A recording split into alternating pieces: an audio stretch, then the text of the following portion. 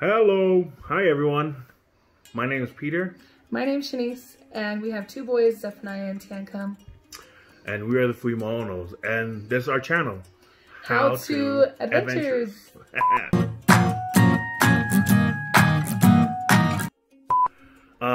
With this first recording that we have, right, the first thing that we will be talking about is it's kind of combination of two. It's like how to sell and to travel hand in hand. So, what have we sold these? Okay. What have we sold these last few weeks? So I feel like this month leading up to us like being here currently has been crazy. Like, it's been really fast. We've always wanted to like travel the world and just, you know, see things, and I'm sure everybody does, but I think for us, like, we saw an opportunity where right now we can sell our house and sell the things that we own, and that would be enough for like us and our small little family to go ahead and travel for a while. And so that's what we decided to do. So I don't know, you want to tell them about the yard sale? So pretty much like what we sold is, well, we're trying to sell everything that we have, right? And so we've did a pretty good job of emptying out our house so far. We had a yard sale already, which is our first one, which was a good turnout, right? But we wanted the best, you know, because we still had stuff that was left over. So we have to get a storage for it. And so now we have the storage, right? But that's all good. So I would say the first thing, if you're trying to sell to get all that stuff, especially the house, the market here in Utah was, and our area was great. Like, the market is booming. It's where we bought our house, and at the value right now, it's just insane. You know what I mean? So I just felt like, wow, this is a perfect time to sell our house and, you know, get some money and then go travel. Use that money to go travel, fulfill some of our what you call desires that we've had for a while, which is to travel as a family. Well, let's talk about yard sale. So how to have a successful yard sale in the same video. I would say to like not do what we did, because what did we do? Okay, so because everything was happening so fast, like we decided to like sell our house and then pick a realtor and then like try to have our house on the market the fastest as possible. So we kind of just picked out like clothes and things that we wanted to sell, which was basically everything. And then we packed everything in bags. Like, I don't know, I feel like it was kind of hectic, like yard sale day. Well, because Peter was basically doing all the heavy lifting himself. So that's, sorry to cut you off, but that's one thing. If you have a lot of big stuff, make sure to invite a lot of people to come help you. Call them out the day before. Yeah, because or have someone else like help the day of. So our sign on our even though I look so buff, no help. No, so our signs, right? So we didn't even get the signs ready. Oh yeah, and yard sale signs, like those are like preps that you need to do before to like, you know, have a successful yard sale, because the early birds always come. Like, we were literally bringing stuff out of our house at like 7 a.m. and people were already stopping to look at our stuff, and we like didn't even have like 25% of it out. I was less than that in my eyes, but all I'm saying is get your signs ready first, because I got mine ready like a couple of minutes before, because okay, we put our signs from 7, right? The time was from 7 to 3 in the afternoon. My signs weren't ready until like almost 7, right? And then I couldn't go out and stick the signs in the areas, right?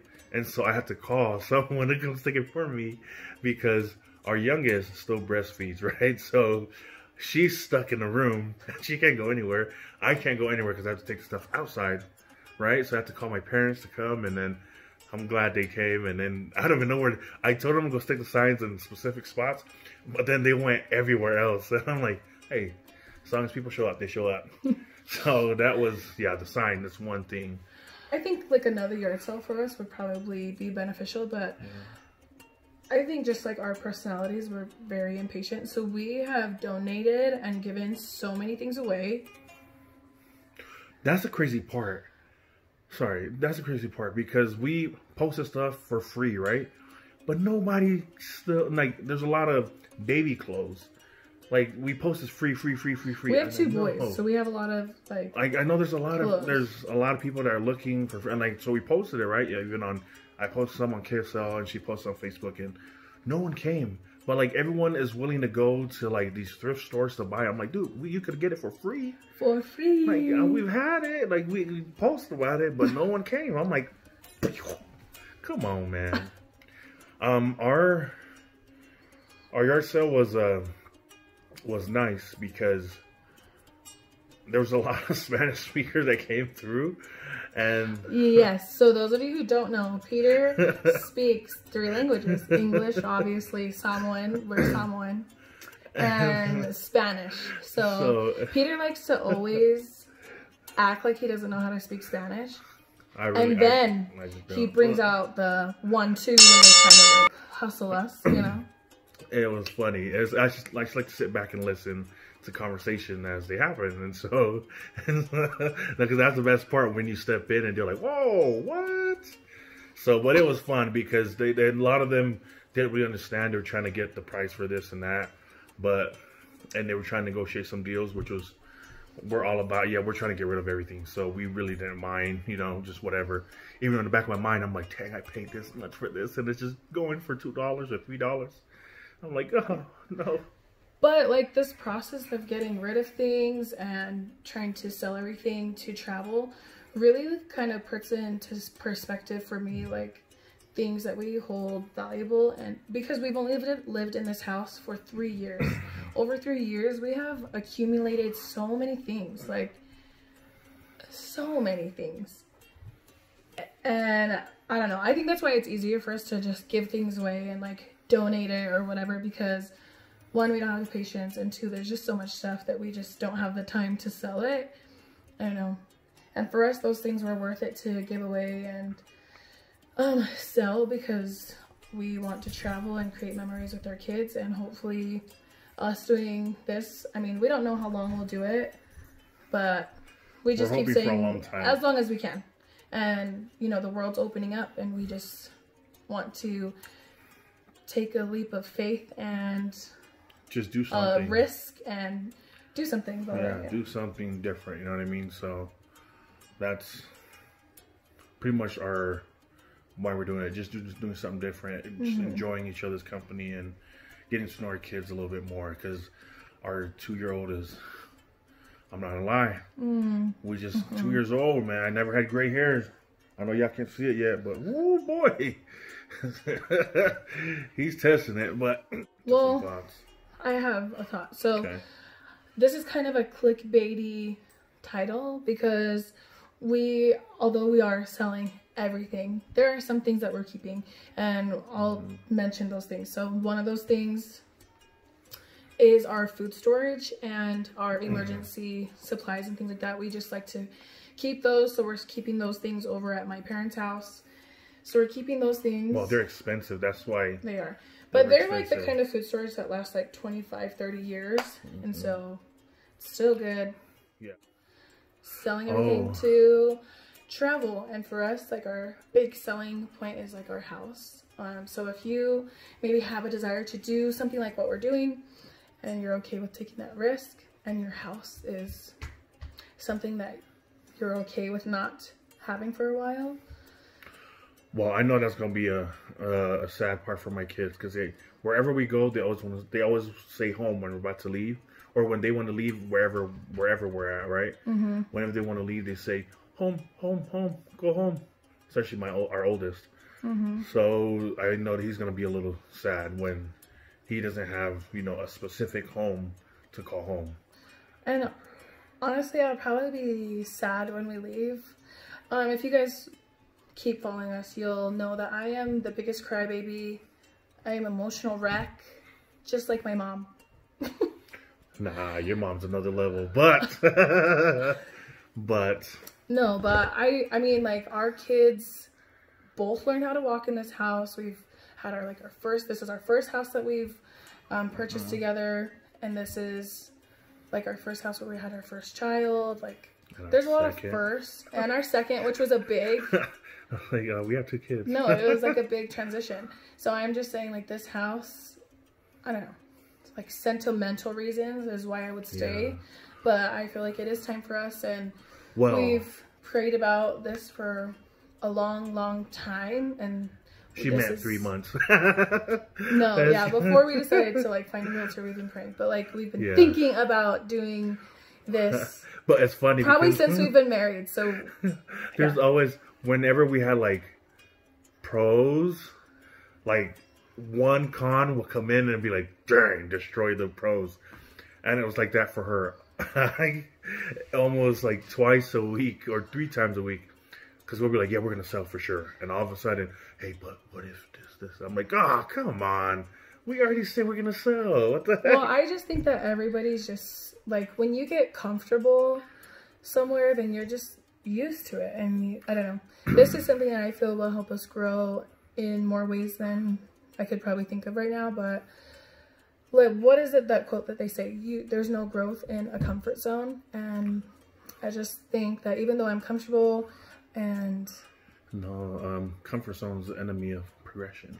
Yeah, comfort zone is the enemy of progression. There you go. Yeah, so, yeah, bye-bye. But, yeah. So when we decided to sell everything and travel, we first thought, oh, maybe we'll get a 5th wheel and we can just like have the 5th wheel there and travel the world and things like that, and just travel around like the States. I kind of forgot about the 5th wheel. Yeah.